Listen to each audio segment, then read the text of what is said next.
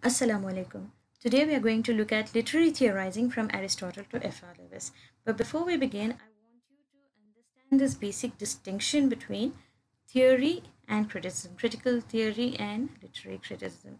When we speak of theory, what we're talking about is a body of ideas and methods we use in the practical reading of literature. It's not just the meaning of a work, but the theories that reveal what literature can mean.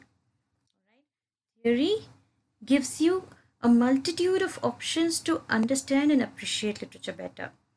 Whereas literary criticism basically is a study, analysis, and evaluation and interpretation of literature.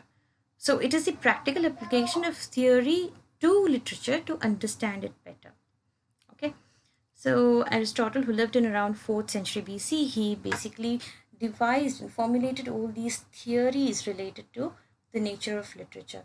He dealt with the various genres, the narrative aspect. He coined. I don't know whether they had been in usage, and he just borrowed, or whether they coined him themselves. But he coined so many terms that are still in vogue in the literary critical, literary criticism even today. So one of the important, theories devised by Aristotle was one of the definition of tragedy. So he wondered what tragedy should do, and he offers an answer himself. According to Aristotle, a tragedy should stimulate the emotions of pity and fear. That is, it should stimulate the audience's emotions of pity and fear. See, and that would result in catharsis, that is, the purgation or the purification of one's emotions, thereby making that person better and stronger. Okay. See, you also need to remember that Aristotle was a student of Plato. But unlike Plato, who believed that, tragedy brought in, stimulated the emotions of pity, but that pity enfeebled the minds of men, Aristotle, differed in his approach to this stimulation. Well, he also believed that the tragedy, the play itself, the characters within it, the narrative points, it should be something that people can relate with. Okay, he should be able to identify with the character. The audience should be able to identify with the character. You should be able to relate to him. Literature is about characters revealed through action. Another important aspect he believed of literature is that it showed character. It showed the moral high ground in which the character lived. And how is that character revealed? Whether the character is good or bad, or whether the character is worthy of being emulated, whether the character is worthy of being pitied or not, it is revealed through action. So action is given primacy here, where character is treated as a secondary element. He also spoke on the stages in the progress of plot.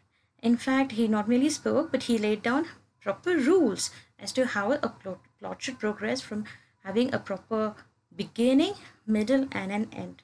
He spoke about, the various, if you are familiar with it, he spoke about the Anagrises, Peripeteia, and Hamartia, all those things. So he laid down rules there. And if you're also familiar, you must be also familiar with the unities, the 3 unities. So Aristotle sort of laid down the rules for the writers as to how to write, but he also had this reader-centered approach, where he was concerned with the emotions or the stimulations experienced by the audience. Okay, so this reader-centered approach is something that has its basis in Aristotle's theories. Okay. Next, we see Sir Philip Sidney. Of course, there might have been other theorists in between, but we are coming directly from Greece to the English shores. Okay. So here we have Sir Philip Sidney, who wrote this book called Apology for Poetry, or the Defense of Poesy. There's another name to it, the Defense of Poesy, in 16th century. Okay. You see, we know Sir Philip Sidney as a poet, but he turned to criticism for this one work Mainly because there was this one playwright turned Puritan called Stephen Gosson. Okay, now this Stephen Gosson wrote a book called School of Abuse. The School of Abuse, which also had an alternate title. If I don't know, I'm not very sure about it, but it goes something like invective on poets and mystics and jesters and all those things. I may be wrong, but it runs along the same lines. A year ago, he had probably in 1579 he wrote that book, and it was addressed to Sir Philip Sidney. Now, in which Gosson had accused the poets of being liars and cheats and it's basically charlatans who cheat people of their senses. But Sidney, trying to defend poetry, he speaks in defense of poetry. He expanded on various classic writers, the great classics like Ovid and Horace, and he uses their terms to defend poetry. He uses of its definition of literature, docere delectando, to teach by delighting. Horace's definition of poetry is poetry being a speaking picture, to teach and delight. See, in both these cases, what you see is teach, delight, teach and delight. This is what is common. While teach is a word first used, delight is used secondly, taking a secondary place. It's still obvious that it has to delight. Okay, it has to delight, at the same time it should teach. So for the first time, see, during even before Sidney's time, there were books that were not really intent upon teaching anything. They would either give you pleasure, or there will be philosophical treatises that would only teach. Okay, not according anyone any great pleasure. So for the first time, even though this thought has been in existence for some centuries, for the first time in England, people started agreeing that literature has to provide pleasure and also give you some moral material to work on. Now, this thought was revolutionary in nature because nobody had really discussed about literature to this extent. And also, this sort of laid, this sort of showed that critical theory existed before practical criticism. As we discussed in the previous slide, critical theory predates literary criticism. Why we are talking about once again is that this happened in Greece. Okay, when we're talking about Aristotle, we're talking about something that happened in Greece in 4th century BC. Some 1,000 years later, it happened in England again. Critical theory before practical criticism. Okay. Now comes Samuel Johnson, who is popularly known as Dr. Johnson. He lived in around 18th century and wrote plenty of critical writings on the pre-romantics. That is, those who had already died before him, he wrote about them. Basically, he was supposed to have written he was supposed to have written about some 56 poets, but he ended up writing some 52 poets and lives of poets. And it came as a series. It came as a series which was later on compiled as a book. Again, he wrote prefaces to Shakespeare's dramas, Shakespeare's plays, and each preface shows some aspect of Shakespeare which enhanced the beauty of Shakespeare's works, even though Shakespeare was earlier revered as such. This preface brought out the finer points to surface. He also gave detailed commentary on each author, especially when it came to Milton and probably Swift as well. And Gray. He was quite biased. He let his own preferences came into his judgment. So you cannot completely rely on the lives of the professors himself, without really going to a secondary source for understanding. So a secular humanistic approach. He took a secular humanistic approach mainly because before Dr. Johnson took up the study of certain poets or certain works of Shakespeare, no other work had been given this kind of intensive reading.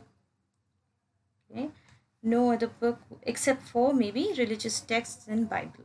So in the secular realm, it was for the first time that any book or any poet was taken so seriously and commented upon so deeply.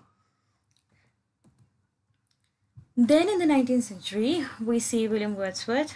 Actually, most of the romantic poets had written some theory, some, you know, formulated some theory. But lyrical ballads, the preface to lyrical ballads is completely changed the way literature was seen, was viewed before that. It brought literature to the realms of ordinary men. Now, what Wordsworth and Coleridge did was they tried to overturn what they considered priggish, learned, and highly sculpted forms of poetry in the 18th century.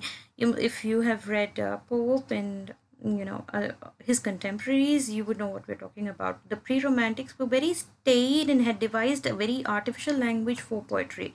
Now Wordsworth and Coleridge defied that kind of poetry, and was not exactly poetry, but the language used by the pre-romantics or the Augustans. So they created a kind of diction that could be accessible to an average man. An average person should be able to use it and understand it and take pleasure from it. So they started using everyday language. So what happens is they tried to bring in, high literature. They tried to blend high literature with popular literature. Popular literature would be something that could be appreciated by the masses. Okay, that could be appreciated by the masses would be popular literature. High literature would be something that only learned men could do. Okay, could understand or appreciate. So what they did was they would take up classic metrical compositions or classic metrical structure and put in ordinary language. Okay, they blended both, which at first people assumed was rather vulgar. Vulgar as in a very not so refined, not vulgar in the other kind of vulgar. We're not talking about that.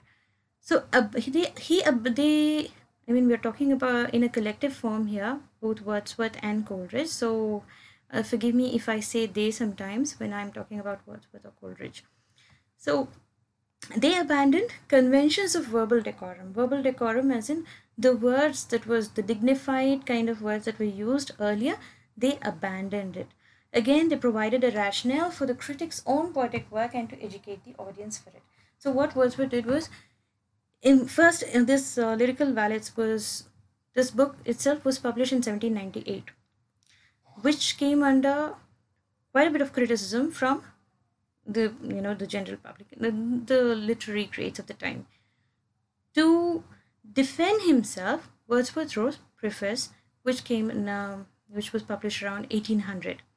Okay, so he provides a rationale in that preface for his own poetic work and to educate the audience for it. He told all the finer points of why he chose to write the way he wrote and how the audience could begin to appreciate, could learn to appreciate it. And he also spoke about the relationship between poetic language and ordinary language. So he spoke about how the poetic language has to be, though it has to be beautiful, it can still be everyday language that is used by ordinary people, everyday men, because he believed that poetry lives in everything. It resides in every being. It does not discriminate. So again, literature versus other kinds. We spoke about how literature could be different from other kinds of writing merely by adding certain metrical scheme to it, metrical structure to it. Okay. Especially poetry. We're talking about poetry specifically here. Now came Samuel Taylor Coleridge, who was a contemporary of William Wordsworth, and both were very good friends in the beginning, but later drifted apart. So Coleridge wrote Biographia Literaria some some 10-20 years later. Okay. So what happens is, while Coleridge agreed with everything Wordsworth did initially, or Wordsworth thought initially, while he was writing preface, he radically differed later on. Okay, he had radically different views of poetry compared to Wordsworth later on. So he believed that if language of poetry resembled language of prose, the poetry would be grossly impoverished. Impoverished as in it would be weak. It wouldn't look like poetry anymore. And if poetry is to teach by entertaining, then it must be done through the language it is written in. See, it is a very valid point. What we do is, when we read philosophy, it is satisfying. Philosophy is satisfying because it gives you the deeper truths of life. While poetry too does it, why is poetry better than philosophy is because it also has a certain musicality in it. It has a certain rhythm, it has a certain rhyme, it uses all these beautiful words and beautiful structures. So while poetry needs to teach us something, it also has to entertain. Otherwise, if it merely teaches, it would be philosophy, right? It also has to entertain. How else would it entertain if not through language? Okay, that is one question Coleridge asks. Language entertains by its fictive qualities. Okay, language entertains by its fictive qualities, the qualities of imagination. You must be familiar with Coleridge's famous distinction between fancy and imagination, how fancy was a very primary form of imagination, the that could have only a superficial if impact on one's senses. The secondary or more reformed, more refined kind of imagination that only a genius could possess would create an aesthetic effect that is far beyond the ordinary. Yeah. And also Coleridge spoke about how Wordsworth wrote best when he himself broke his own rules. Okay, so it was kind of an ongoing war here in the between these two. Now we come to Shelley, Percy Bysshe Shelley, who lived around 19th century, and he wrote a defensive poetry very similar to the one that was written some quite a few centuries back by Sidney. So, in a defense of poetry, he anticipated certain concepts that later on became quite popular. So, there's this concept of defamiliarization that was popularized by the Russian formalists later on, according to which poetry strips the veil of familiarity from the world. It compels us to feel that which we perceive and to imagine that which we know. Yeah? What does poetry do? It strips the veil of familiarity. Whatever is familiar to us, it is made to look unfamiliar. Okay? So we may be looking at the same objects every day, day in and day out. But what poetry does is the same rose or the same tree or the same sky or the cloud or the rainbow that you see every day, you're so familiar with, that veil of familiarity is taken away so that you have a new vision. You see it in an entirely different light and are able to appreciate it more. Okay, have a develop a kind of appreciation that did not exist before. So it compels us to feel that which we perceive. Whatever we perceive, it makes us feel, and to imagine that which we know. Whatever we know as a fact, we can imagine it better. Things are better in imagination, right? We've discussed this earlier as well. So, and he also anticipated Freudian concept of conscious in the unconscious, even though he did not use the specific terms.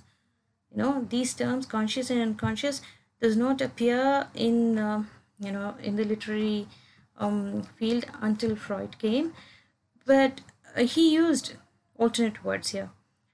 The mind in creation is as a fading coal. He says, the mind in creation is as a fading coal with some invisible influence like an inconstant wind, awakens to transitory brightness. This power arises from within, like the color of a flower, which fades and changes as it is developed, and the conscious portions of our nature are unprophetic, either of its approach or of its departure. You know, the mind in creation is as a fading coal. The mind would be the conscious part here. Like an ember, which when a sudden thought or a sudden inspiration comes in, it sort of flames up. It flames, it there is a very, it sort of burns really bright for a second or two, and during that time, you know it it is the most beautiful.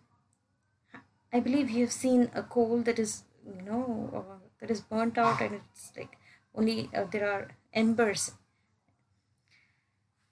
So is our mind, not quite sure, not quite certain of when this, momentary wind is going to come, this inconstant wind is going to come and awaken or inspire. It is so unprophetic, as in it doesn't get any intimation of it, that inspiration. Again, if you have read Emerson, you would know what we are talking about. As if there are moments of inspiration that cannot be captured, that remains in the unconscious. The conscious, it does not even realize that it is existing inside. That a certain inspiration is residing underneath. So see, he anticipated these two concepts way before it gained any theoretical momentum, in later century. Then we see Thomas Stearns Eliot. Now, from here on, we don't have a particular order in itself, because we are going to, they're more haphazard here. So in the early 20th century, we see Thomas Stearns Eliot, T.S. Eliot, and he wrote plenty of other works, but here we are mainly concerned with his tradition and individual talent. Now, here, tradition and individual talent mainly dealt with the notion of impersonality. Impersonality is in not being personal here. See, what happens is, whenever a writer, first we'll deal with the definition here. He, in the notion of impersonality, he mainly described it as something, a distinction between author. There is a person behind the work, and the writer, the person in the work. How could they two be different? The author and the writer, can they two be different? Well, of course, he provides a very fine distinction. So imagine a person who is writing. Whenever he writes, he treats that work, his work, as his own, as if he has created it out of a vacuum, that there was nothing behind it, that there was nothing influencing him to write it. So he treats it as something his very own. He may be talented enough, not everyone is as talented to create great works of art, but still, what he says is, the author, the author of a work has to have a certain, influence, has had to have some education in the works, in the previous works, in the previous studies. Only then he'd be able to produce a decent work. Okay, so there is tradition and there is individual talent. The individual talent will be useless without the tradition. So this is how I understand it. I hope I'm right. The greater the separation between the two, the better. The more perfect the artist, the more completely separate in him will be the man who suffers and the mind which he creates. Again, another way of interpreting this notion of impersonality, it is that the more perfect the artist, the artist and the author, the author and the writer are two different beings. So what he feels is that the poem has no relation to the poet. The difference between the mind of a mature poet and immature one is that a mature poet has more finely perfected medium. As in, the same thing could be expressed in two different ways by two different people. So a mind that has really matured would be able to use a more refined medium, more developed senses. He'd be able to articulate better, think better. and would be a certain amount of detachment. Okay, whereas an immature poet would have both, would not be as skilled as the mature poet to separate the two, as in the artist who creates and the man who suffers, the mind who suffers. Okay, the feeling or emotion or vision resulting from the poem is something different from feeling, emotion, and vision in the mind of the poet. Okay, see, the art emotion is different and the personal emotion is different. So the words of poet should be both passive and impersonal. So see, there are two meanings to this particular, this notion of impersonality could be seen in two distinct ways, two different ways. One, he says, is where, the artist or poet has to work in the long established tradition of the literature to which he belongs. Okay, it has to be like no there's one point where he says no poet or no artist has his complete meaning alone. His significance, his appreciation is the appreciation of his relation to the dead poets and artists. Okay, so he believes that a strong affinity of the author to his predecessors is necessary, to his tradition is essential for creating good work. Or another sense is where he believes that the artist is different from the man who suffers. So the man who suffers has to have a more refined mind that should be able to create it well. Okay. Here, suffers not merely means suffers in the general sense, it also means feeling. Any good feeling or bad feeling, it doesn't matter what kind of feeling, happy or sad, any kind of emotion. Whatever person experiences in his mind, it has to be created beautifully. If it needs to be created beautifully, there has to be a certain detachment, a certain amount of impersonality required. Dissociation of sensibility. Well, according to T.S. Eliot, a certain dissociation of sensibility occurred in 17th century that separated thought from feeling. Now, well, Peter Barry believes that there is no historical evidence found to this claim, but there are critics who believe that you could see such a thing happening in the pre-romantics. So if you read the pre-romantic poets, you would find that most of the poetry relied on just, verbal sparring or wit in general. It had very little sensibility. I mean, thought was basically separated, detached from feeling. Again, objective correlative, another coinage, Eliot's coinage. I mean, all these are Eliot's coinages. Notion of impersonality, dissociation of sensibility, objective correlative. So, objective correlative would be the emotion in art finds expression in some vehicle for it in gesture, action, or concrete symbolism. So, what it would mean is that, simply put, when a poet feels, has an idea, that idea needs expression. How would it express itself? In some gesture of the character, or the actions of the narrative, or some concrete symbolism, maybe some, do you remember the last leaf? How each leaf seemed to be taking away a certain, or rather carrying the person towards death. Or do you remember Macbeth, Lady Macbeth, washing hands?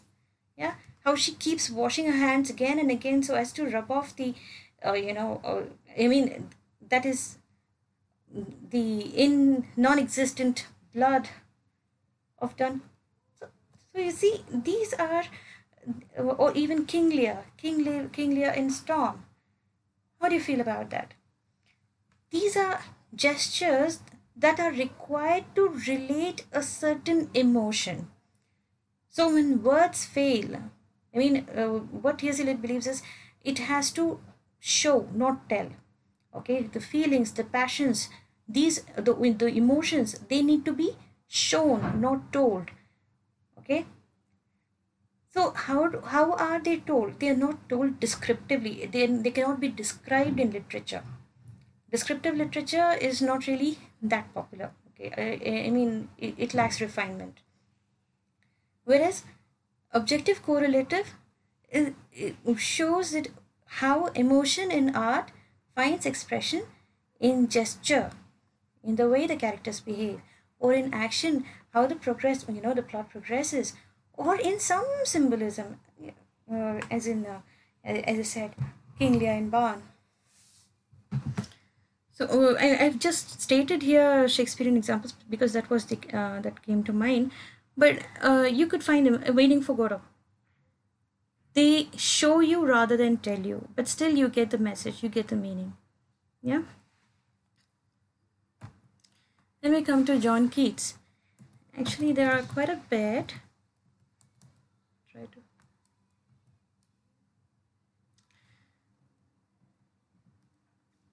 Maybe we can continue in our next video, and it would be better if you just go through this for now. Thank you. Take care. Stay safe. Assalamu alaikum.